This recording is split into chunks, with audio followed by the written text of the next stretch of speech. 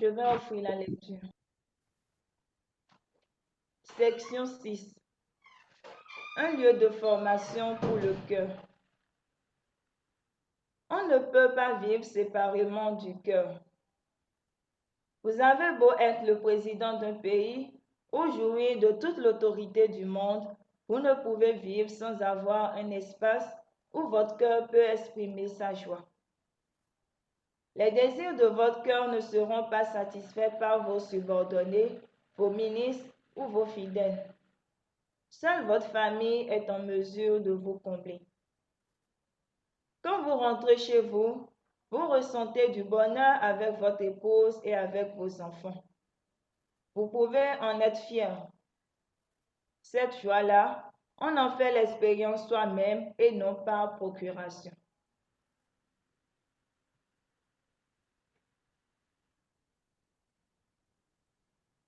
Pour Dieu, c'est la même chose. Même s'il devait restaurer le monde entier, sans une famille, il ne pourrait pas ressentir de joie. Il est donc indispensable d'avoir une famille. Ce sont les parents qui sont au centre de la famille. Dans les institutions éducatives qui représentent la société, les enseignants doivent jouer ce rôle central. Vos parents vous ont élevé depuis votre naissance et ils ont contribué à votre croissance physique et affective. À quoi sert l'école alors? Elle vous forme à la vie future en société.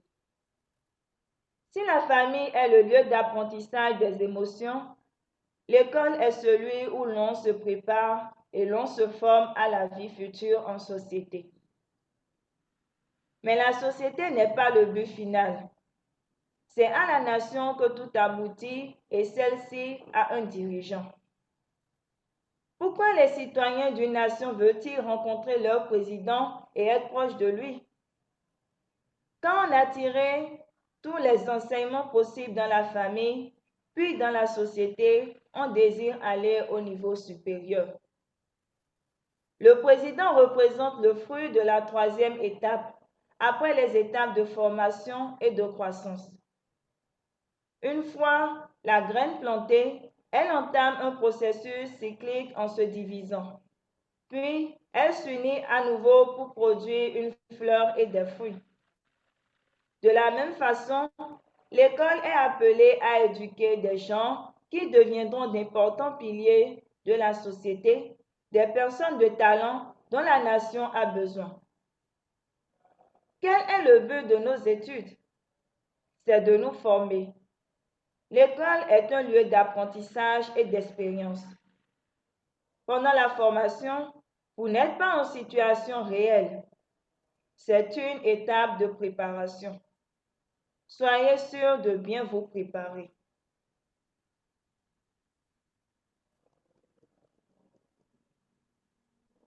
Qu'est-ce que la famille?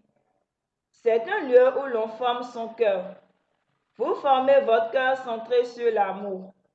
À l'école, vous apprenez à développer des relations affectueuses comme avec vos frères et sœurs. Dans la nation également, vous pouvez ensuite créer des liens affectifs. L'éducation reçue de vos parents sera essentielle pour vous à l'école et dans la nation. Les parents doivent transmettre à leurs enfants tout ce qui a trait au cœur. Ils doivent bâtir pour eux un fondement du cœur et les éduquer à vivre comme eux-mêmes ont vécu, en les guidant de façon spécifique sur la manière de vivre en famille, dans la société et dans la nation. Il ne suffit pas de posséder une belle maison dans un beau quartier pour être une famille heureuse. À l'inverse, même si nous vivons dans une humble demeure, dans un quartier pauvre, notre famille sera heureuse dans la mesure où la paix et l'amour y règnent. Les parents et les enfants y cultiveront des relations de cœur, les incitant à vivre les uns pour les autres. Cette famille deviendra la patrie originelle de nos rêves. Elle sera une source de motivation pour tout ce que nous entreprendrons. Elle sera donc la base qui déterminera notre bonheur. Merci, c'est la fin de la lecture du message. Acclamons pour la parole de nos bien-aimés frères. Nous allons dans la même option inviter le vice-leader national pour les commentaires sur la parole.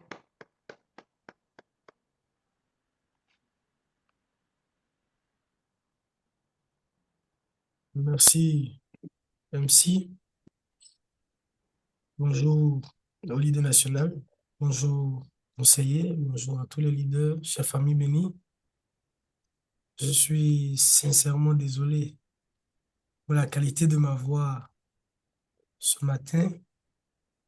J'ai essayé de la booster, de la remettre en forme, mais ce fut sans succès, apparemment. J'espère tout de même que vous me recevez un minimum. Merci beaucoup. Alors, depuis le début de cette série d'enseignements, l'accent est mis sur la famille, pratiquement comme centre de l'univers. Dans ce que nous venons de lire comme extrait, notre vrai Père nous dit que même en étant président, il n'y a que la famille qui puisse combler les désirs du cœur. Pour Dieu, c'est la même vérité. Il ne peut ressentir de joie sans une famille. Mais la question que je me suis posée, c'est qu'est-ce qu'on retrouve dans la famille? Qu'est-ce que la famille offre que nulle part ailleurs on ne peut avoir au point où, même si nous avons des milliers de serviteurs, on ne soit pas comblé. Ce qu'on trouve dans la famille, c'est l'amour. C'est le terrain d'expression de l'amour sous toutes ses formes. C'est la raison pour laquelle le texte qui a été lu a pour titre un lieu de formation pour le cœur. Puisque notre Père lui-même se charge de nous éclaircir sur la différence entre ce qu'on a dans la famille et ce qu'on a à travers l'école et la société. Il dit que l'école forme, donne les notions, les compétences pour la vie future en société.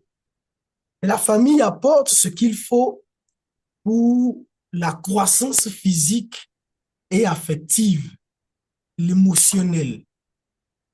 Cela fait donc que la famille est la fondation, l'école représente la croissance et vient ensuite l'étape d'accomplissement où l'enfant, ayant reçu, ayant appris tout le nécessaire sur les relations interhumaines, sur les relations affectives à travers les différentes sphères du cœur expérimentées en famille, avec l'éducation des parents, cet enfant-là reçoit l'instruction de l'école, puis va maintenant appliquer cela dans la société pour servir la nation.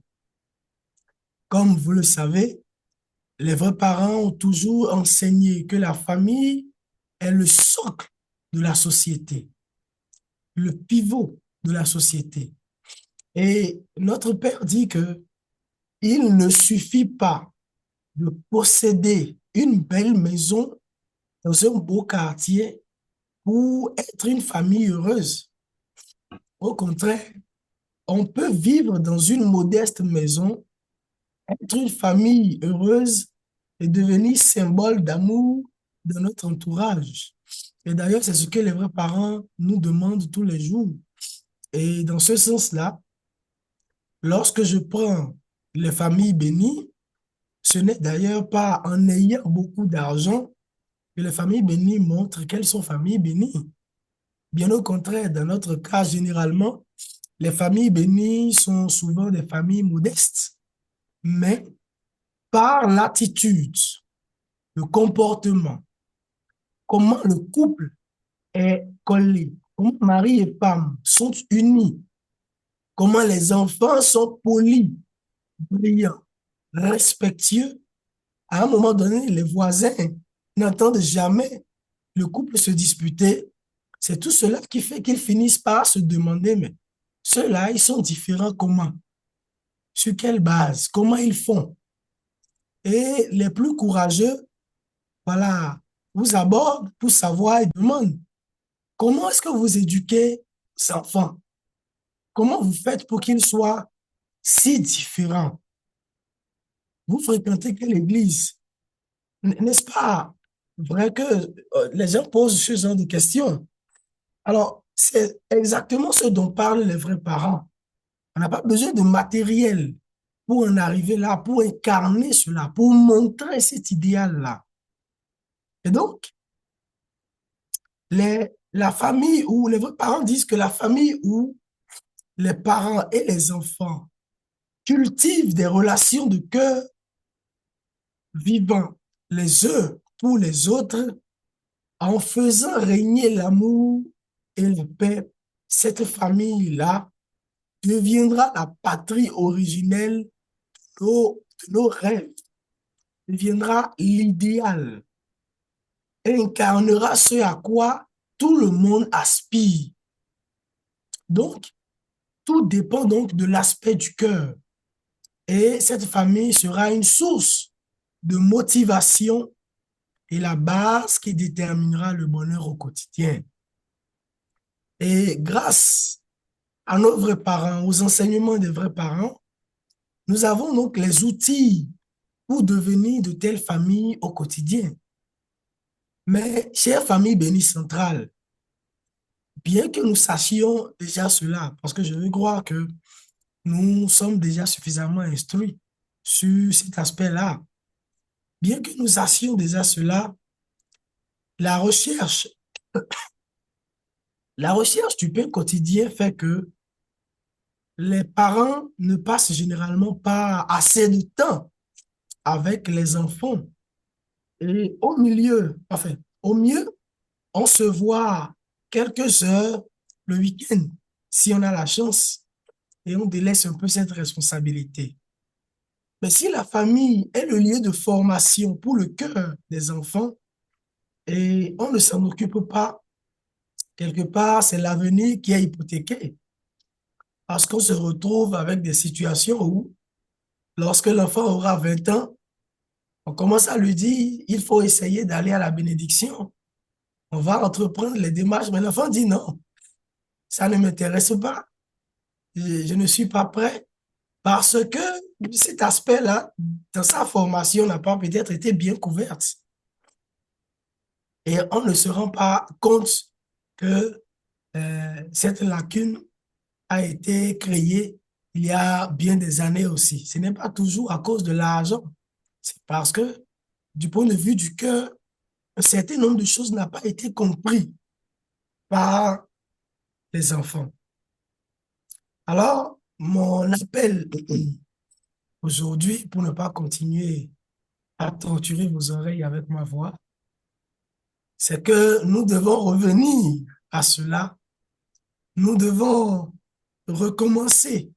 Nous devons redevenir à nouveau des familles où règne l'amour et où sont formés et éduqués les vrais citoyens de demain, comprenant que réellement la base, l'étape de, de fondation, la formation sur les trois étapes de développement, c'est réellement la famille qui s'en occupe, puisque c'est la famille qui s'occupe de préparer, d'amener le cœur de l'enfant, de l'humain à maturité. Si dans la famille c'est raté, dans la société, il y aura, cette personne-là sera comme un handicapé pour toujours. Je vous remercie de votre attention. Passez une excellente journée. Merci à notre vice-leader national pour ses commentaires si précieux. Nous allons à présent observer un court instant de méditation sur les paroles que nous venons de recevoir.